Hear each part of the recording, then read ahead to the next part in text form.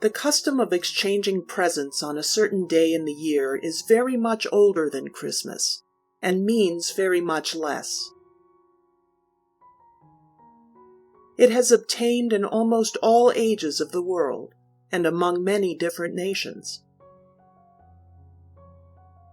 It is a fine thing or a foolish thing, as the case may be, an expression of good nature or a bid for favor, an outgoing of generosity or a disguise of greed, a cheerful old custom or a futile old farce, according to the spirit which animates it and the form which it takes.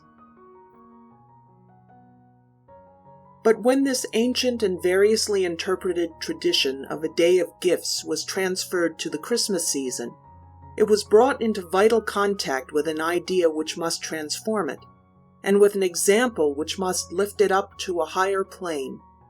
The example is the life of Jesus. The idea is unselfish interest in the happiness of others. The great gift of Jesus to the world was himself. He lived with and for men. He kept back nothing. In every particular and personal gift that he made to certain people, there was something of himself that made it precious. For example, at the wedding in Cana of Galilee, it was his thought for the feelings of the giver of the feast, and his wish that every guest should find due entertainment, that lent the flavor of a heavenly hospitality to the wine which he provided. When he gave bread and fish to the hungry multitude who had followed him out among the hills by the lake of Gennesaret, the people were refreshed and strengthened by the sense of the personal care of Jesus for their welfare, as much as by the food which he bestowed upon them.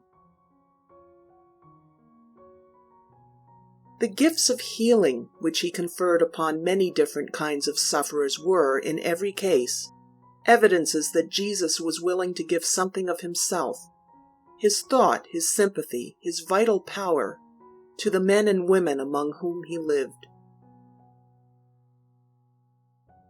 Once, when a paralytic was brought to Jesus on a bed, he surprised everybody, and offended many, by giving the poor wretch the pardon of his sins before he gave new life to his body.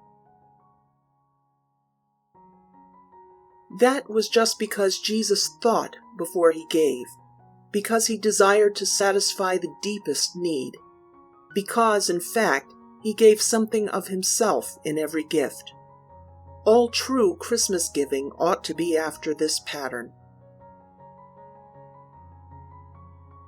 Not that it must be all solemn and serious. For the most part, it deals with little wants, little joys, little tokens of friendly feeling. But the feeling must be more than the token, else the gift does not really belong to Christmas.